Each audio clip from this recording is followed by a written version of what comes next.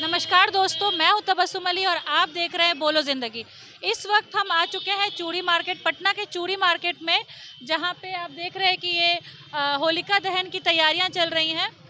यहाँ पे सारा अभी पूरा तैयारियां चल रही है। रात में होलिका दहन है आज। आइए देखते हैं। यहाँ पे महिलाएं आई हुई हैं पूजा के लिए। सारे लोग जमा हो रहे हैं एक एक करके। ऐसी मान्यता है कि होली के एक दिन पहले होलिका दहन मनाया जाता है और आप देख सकते हैं कैसे होलिका बनाई गई है यहाँ पर। आइए जानते हैं यहाँ पे जो महिलाएं पूजा कर रही हैं उनसे जानते हैं। नमस्ते आंटी, ये होलिका दहन की तैयारी हो रही है? हाँ, होलिका दहन की तैयारी हो रही है। थोड़ा सा जानना चाहेंगे आंटी, ये जो होलिका दहन है इसकी क्या मान्यता है, इसके पीछे क्या मान्यताएं हैं? इसकी मान्यता है कि भुआ से सबको बहुत ज़्यादा प्रेम करता है ना, तो इसकी भुआ ही इनकी माने दुश्मन बन गई थी। अच्छा। तो इनको जलाया जा रहा था, कोई दूसरा कोई जला रहा था, तो अभी भुआ निकाली कि कौन निकाला वो नहीं पता मेरे को। अच्छा, तो ये होलिका दहन अभी आप लोग पूजा कर चुके कि करेंगे? कर लिया। आइए जानते हैं कि इस पूजा को करने की विधि क्या होती है।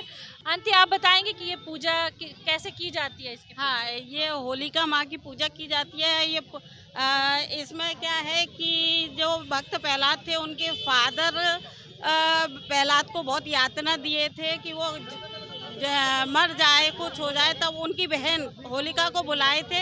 होलिका को ये वरदान मिला हुआ था कि एक दुपट्टा पहन के वो जो वो आग में बैठेंगी तो वो उनके साथ वो नहीं जलेंगी, बाकी सब जल जाएगा।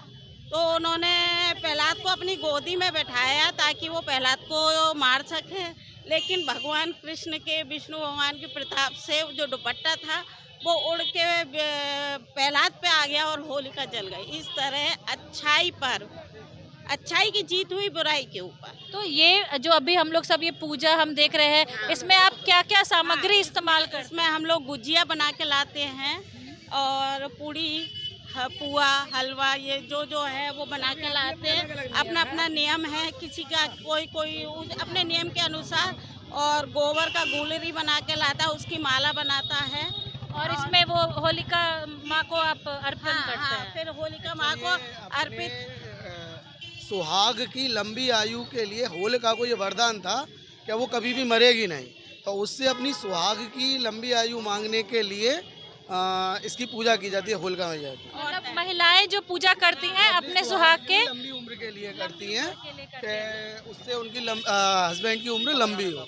ठीक है। और हम लोग देखते हैं जी हाँ, गोबर की जो माला है वो अपने बराबर की लंबी लंबी माला भी हम लोग चढ़ाते हैं इसमें। आइए जानते हैं, अलग अलग लोगों की अलग अलग मान्यताएं हैं, तो हम लोग और लोगों से बातें करते हैं यहाँ पर। नमस्ते आंटी, आप भी पूजा करने यहाँ पे आई हैं? हाँ। तो ये जो है इसकी क्या पीछे इसकी मान्यता है, कैसे पूजा करते हैं आप लोग? जैसे हम लोग में तो ये मानता भाई, हम लोग जैसे ये गोबर का ऐसा बनाते हैं, जी। ये इसको पूजा करते हैं, अभी पूजा करके लेके आते हैं और फिर जो खाना बनाते हैं वो चढ़ाने आते हैं और व्रत करते हैं। मतलब आज आपका व्रत होता है? हाँ, फास्टिंग है। ओके। तो ये रात को फिर ये जलाया जाएगा ना इसको? रात में ये जो जलाएगा तब ये सब जितना सामान लाए ना, ये सब इसमें ऐसे ऐसे दिखाएंगे। मतलब रात को फिर से पूजा करने आएंगे? पूजा जब होलिका हाँ। जलेगी तो फिर से आपको पूजा? हाँ, ये करेंगे हम लोग रात में, वो सब दिखाया जाएगा। ये एक सेकंड दिखाए, ये जो है ये सारा सामान जो है, मैं चाहूंगी कि ये देखिए, ये सारा सामान जो है ये फिर रात को जब होलिका दहन होगा तब उसको फिर से उस समय चढ़ाया जाएगा, दिखाया जाएगा, खाली दिखाया जाएगा। दिखा के ये सब घर ले जाएंगे, ये सब घर ले जाएंगे और दूसरे ये प्रसाद हो जाएगा ये आपका। ये प्रसाद फिर ये बटेगा।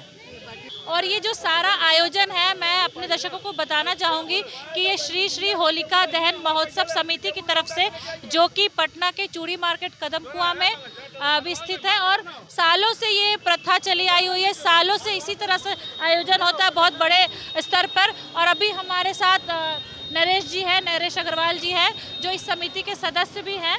तो हम चाहेंगे कि वो हमें इसके बारे में, तो कि कब से ये हो रहा है, कब से इस तरह? कई दशक से हम लोग कर रहे हैं, 10 साल हो गए इस आयोजन को करते हुए। शुद्धता के साथ हमारा ये आयोजन होता है। शुद्ध लकड़ी, पुआल गोबर के उपले वगैरह से हम लोग इसका आयोजन करते हैं, सजाते हैं होलिका को।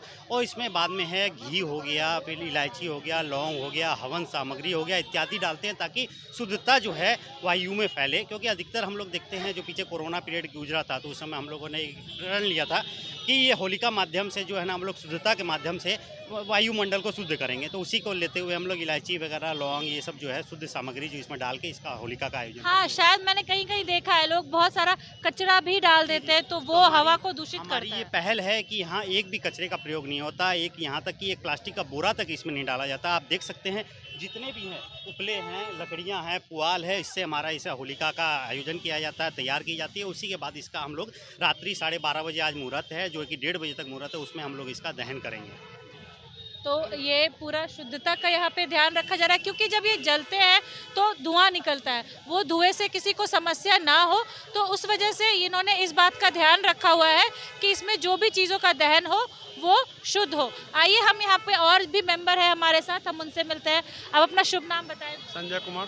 संजय कुमार जी, आप भी इस समिति के सदस्य हैं। तो ये आयोजन करते समय मेरा एक सवाल है, ये आयोजन करते समय आप क्या क्या सावधानियां बरतते हैं क्योंकि आग जलेगा ये। अभी चारों पर बैरिकेटिंग होगा, यहाँ पर लोहा का बैरिकेडिंग करवा देंगे चार पट्टी, और पब्लिक को सारा अगर तो मतलब लोगों को आने कोई दिक्कत नहीं। हाँ, थाना भी दिए रिपोर्ट, वहाँ रिपोर्ट भी आ जाएगा 1 घंटा में, और चार पर बैरिकेटिंग करवा रहे हैं।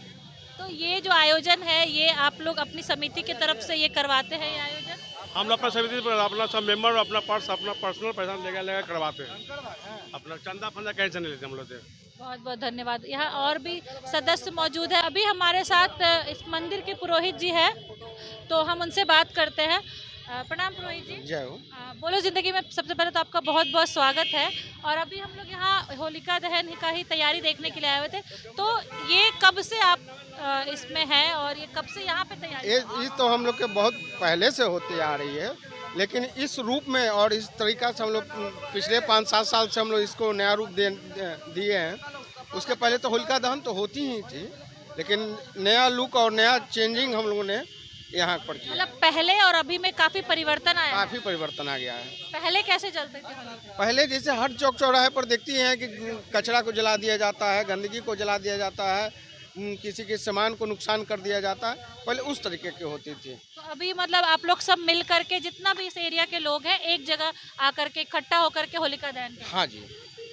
तो इसका पंडित जी जब ये करते हैं हम लोग तो क्या चीज़ें जो है जब मतलब क्या बोल सकते हैं नियम या विधि जो सही विधि है वो क्या है होलिका दहन? होलिका दहन का विधि यही है, कोची की पूर्णिमा होनी चाहिए। दूसरी चीज़ की भद्रा काल उस समय नहीं होनी चाहिए। भद्रा काल के समय अगर करने से नुकसान होता है, हानि होती है। जैसे एक मान लीजिए कि चूड़ी मार्केट में हो रही थी, इस चूड़ी मार्केट के जो भी परिसर में है उन लोगों की नुकसान होगी, तो कोई भी नहीं चाहता है कि हमारा कुछ नुकसान हो।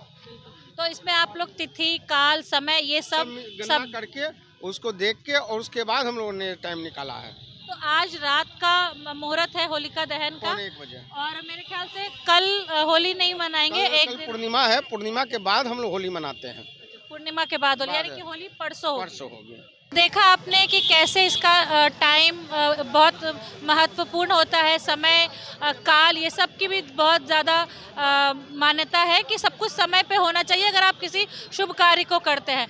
और जिस तरह से इसका आयोजन होता है और जिस तरह से इस बात का भी ख्याल रखा जाता है कि इससे ना तो हमारे पर्यावरण को नुकसान पहुँचे और ना ही हमारे आसपास जो पब्लिक है उनको नुकसान पहुँचे, तो ये पूरा जो आयोजन है ये पूरा इको फ्रेंडली है। इसमें जो गोबर इस्तेमाल किया गया है या पुआल इस्तेमाल किया गया, और इवन कि यहाँ पे जो ये प्रतिमा आप देख रहे हैं होलिका माता की जो प्रतिमा लगी हुई है, उनके गोद में उनका भतीजा प्रहलाद, जो कि एक मान्यता है, एक कहानी कही जाती है कि हिरण्यकश्यप जो कि हरि यानी विष्णु को बिल्कुल पसंद नहीं करते थे, उनकी पूजा नहीं चाहते थे, वो खुद को अपना देवता कहते थे, मैं ही देवता हूँ, और उनका पुत्र जो था वो विष्णु जी का सबसे बड़ा भक्त था।